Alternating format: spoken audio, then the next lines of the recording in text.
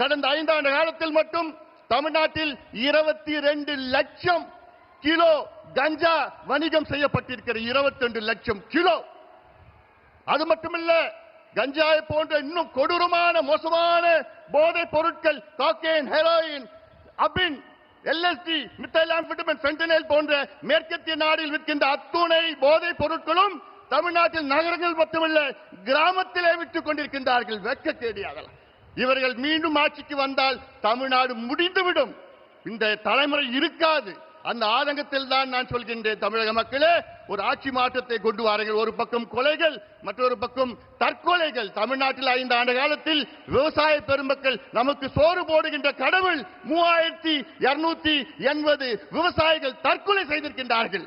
மன்னிக்க கூடாது, மன்னிக்க மாட்டார்கள் விவசாயிகள். தமிழ்நாட்டில் அனைத்து விவசாய பெருமக்களே, உங்கள் பாதங்களை தொட்டு நான் கேட்கின்றேன், நீங்கள் திமுகவை அகற்றுங்கள், விரட்டி அடியுங்கள். அத்தனை விவசாய பெருமக்களும் நீங்கள் முடிவு செய்யுங்கள்.